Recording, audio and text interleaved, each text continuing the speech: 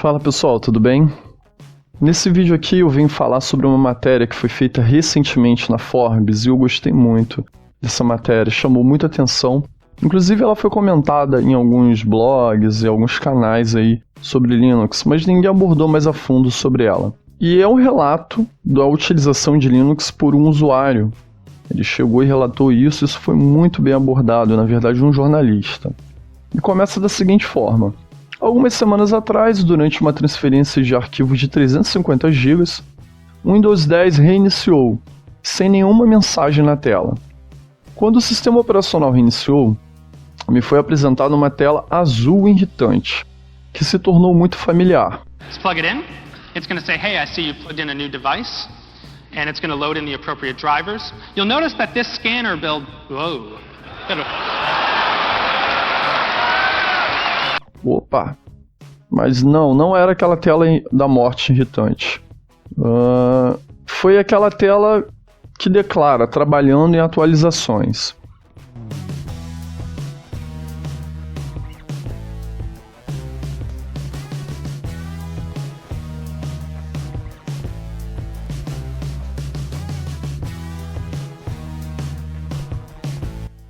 Foi como dizem a última gota. Depois de 2 décadas utilizando o Windows, finalmente decidi que era a hora da opção nuclear. Essa opção nuclear, na hora da tradução, eu dei uma pesquisada, deve ter a ver com a Guerra Fria. Eles têm alguns termos assim, tipo opção nuclear, ou com a explosão de Hiroshima e Nagasaki, por aí vai.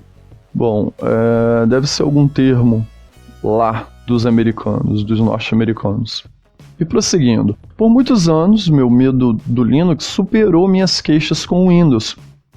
No início dos anos 2000, experimentei distribuições como SUSE, Red Hat, Debian, porque fiquei encantado em ver o outro lado, de um ambiente de PC desktop.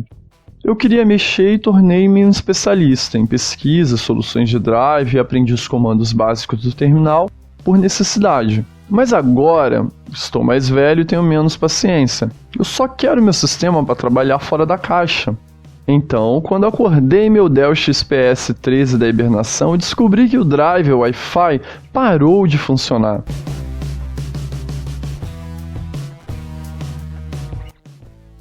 E eu não consegui descobrir nenhuma rede. Eu disse a mim mesmo, simplesmente reinicializar é mais fácil que lidar com Linux. Quando fui interrompido por persistentes alertas, reinicializações e atualizações do Windows, me consolei com os pensamentos como: apenas aceite, você está confortável com isso, e é apenas como as coisas são. Quando eu precisei instalar ou redefinir o Windows 10 apenas para encontrar um desfile aparentemente interminável de telas e configuração, eu me assegurei que isso era mais fácil do que gerenciar as dores de cabeça que o Linux apresentaria. Então aqui ele falou que, pelo que eu estou entendendo, pelo que está dizendo, ele está apresentando que o Linux tinha mais dores de cabeça do que ficar atualizando o Windows e por aí vai. Eu percebo que existem soluções alternativas para todos esses problemas. E que a maioria dos padrões de privacidade intrusivos da Microsoft pode ser desabilitada. Mas algo me colocou no limite. Recentemente, eu ansiava por um sistema operacional que fosse leve, livre de distrações e desprovido de inchaço, e que ficasse fora do meu caminho. Linux Mint, um olhar fresco. Após pesquisar melhor e consultar os rankings de popularidade do DistroWatch, eu baixei o Linux Mint para um pendrive de 8 GB e dei o primeiro passo para fazer do Linux o meu sistema diário. Mas eu queria ver como seria executado, que é o que torna as opções live de muitas distribuições Linux tão atraentes.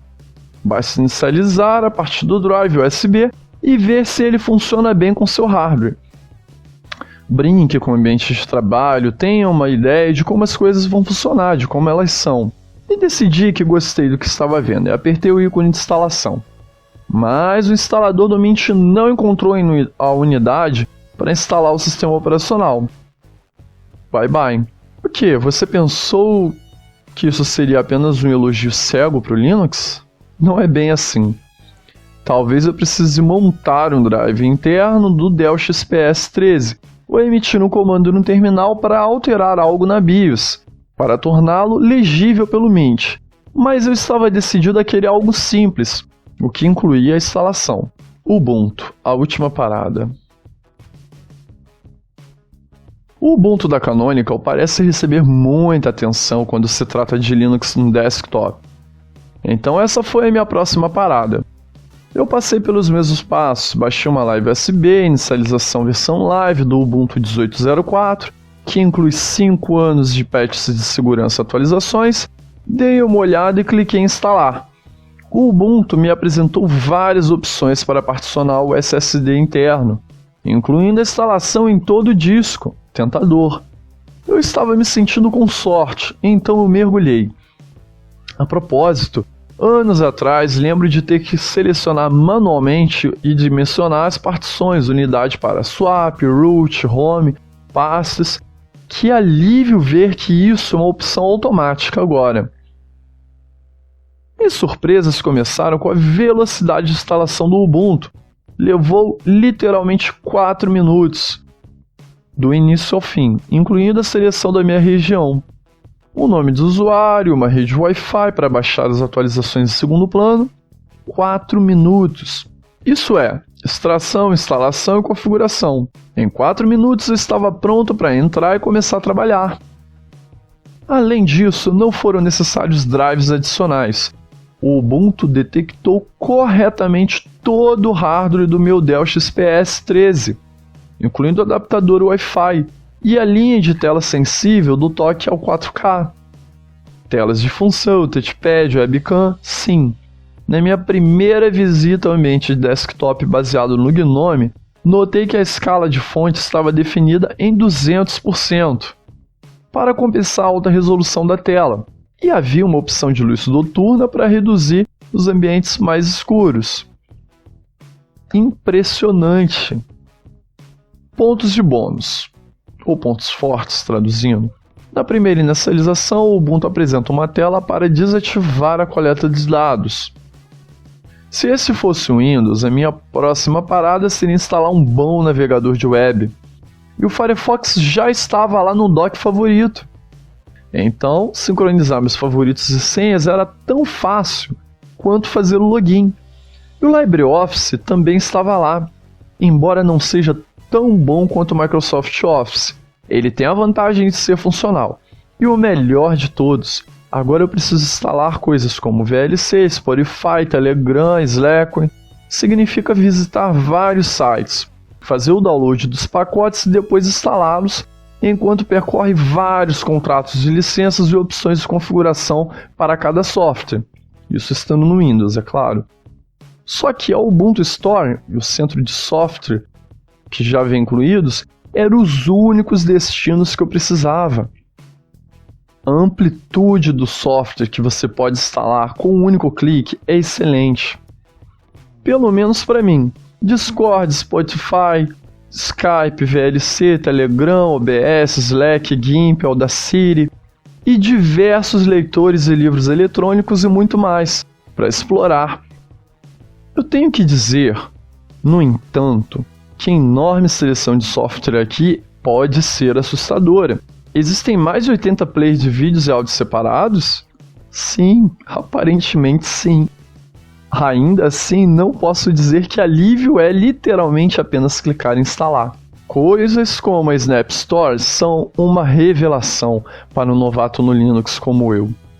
Ao longo dos anos, o Linux realmente amadureceu e tornou-se um sistema operacional muito mais amigável para os novatos. Bom, esta é a opinião de um cara e tenho certeza que essa experiência pode variar, mas espero que não muito, né? Não, ele espera que não varie muito para a negativa. Eu honestamente achei que encontraria um obstáculo insuperável e confiaria no Dual Boot com Windows e Ubuntu. Mas eu não olhei para trás, meu fluxo de trabalho diário é praticamente inalterado, e com extensões legais como CPU Frequent, que permite limitar facilmente o número de núcleos do CPU ativos, velocidade de clock, acelerador se desejado, eu vi a vida da bateria do meu XPS 13 esticar ainda mais do que no Windows 10, por cerca de 90 minutos ou mais. Um ganho de 1h30 a mais de bateria, impressionante.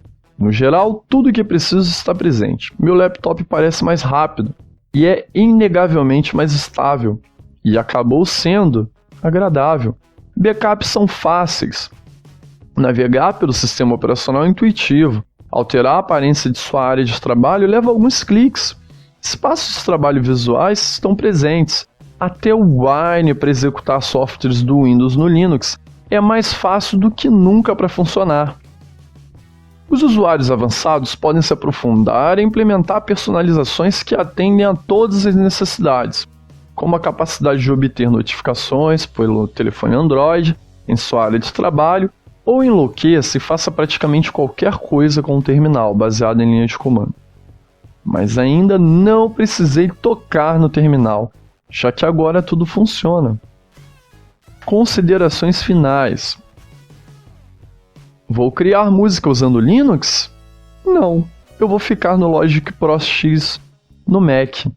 Para isso. Mudar de ideia? Vou testar novos jogos, placas gráficas no Linux? Não. Embora o Steam tenha uma seleção muito saudável de jogos para desfrutar agora, graças em parte aos esforços anteriores do SteamOS, da Steam, e ao impulso do Steambox, no entanto, este é absolutamente meu novo drive diário para escrever, trabalhar, comunicar, navegar e consumir mídia. Também vou enfatizar enfatidicamente que essa experiência de um cara, mas tem sido extremamente positiva. Eu não estou tentando vendê-lo Ubuntu. Então, eu não desperdicei parágrafos preciosos rebocando a linha de relações públicas da Canônica ou listando todos os recursos técnicos. Veja-o mais como um diário informal da jornada. Como um jornalista de tecnologia, eu sei que escrever sobre Linux não traz exatamente muitos cliques. Mas isso que a jornada foi tão refrescante que me senti obrigado a cobri-la. Bom, pessoal, esse aqui foi o relato de um usuário Linux aí pela Forbes. Eu gostei muito, achei interessante. Ele aqui tá falando do Wine. Acabou que quando eu cheguei no Linux também eu achava que tudo a gente tinha que depender do Wine. Eu emulava o Microsoft Office no Wine, eu recorria a tudo que eu precisava pelo Wine, quase tudo. Cheguei a usar o Photoshop também pelo Wine, apesar de eu não ser nenhum perito em Photoshop, mas o que eu precisava fazer eu utilizava o Photoshop. E hoje em dia eu me viro muito bem com Krita. Hoje em dia eu me viro muito bem com LibreOffice, com WPS Office. Hoje em dia eu não tenho nenhum Wine instalado na minha máquina. Eu não utilizo nenhum jogo também emulado pelo Wine. Então eu não recorra a isso. Você é livre para recorrer ao Wine. E eu acho, quando eu utilizava o Wine, eu tinha aquele discurso assim de muitos falando: você saiu do Windows, mas o Windows não saiu de você e tudo mais. Isso é um pouco chato. Se a pessoa quer executar algum programa pelo Wine, faça isso. É uma liberdade que o usuário tem que ter. Eu acho isso. Daí está a liberdade. Se tem algum jogo que você quer emular, emule. Se você quer fazer um dual boot com o Windows para que o Windows ele tenha algum recurso que você precisa, faça, entendeu? Você tem que ter a liberdade de escolher o sistema operacional, os recursos que você vai utilizar. E ele falou aqui também da Snap Store, isso aqui está sendo um adianto. Muito em breve aí a gente não vai ter que ficar escolhendo só pacotes .rpm ou .deb, né? Os snaps estão aí, Flatpak também estão aí para facilitar isso. AppImage eu também utilizo muito. Por exemplo, eu estou aqui utilizando o Debian e eu estou utilizando o Krita via AppImage, porque eu achei ele melhor do que a versão do Krita que vem aqui junto com o Debian. E eu prefiro o Krita do que o GIMP. Bom, mas isso é uma questão de preferência. E ele teve um probleminha para instalar o Linux Mint no desktop dele. E ele acabou recorrendo ao Ubuntu, que é uma excelente opção. Eu acabei chegando no Linux através do Ubuntu. Então fica aqui esse relato desse usuário. Eu fiz uma tradução, eu não sou nenhum perito em língua inglesa, mas eu consegui fazer uma tradução aqui para trazer para vocês esse relato. Eu espero que vocês gostem aqui. Deixe aqui o seu comentário sobre essa matéria. E até a próxima!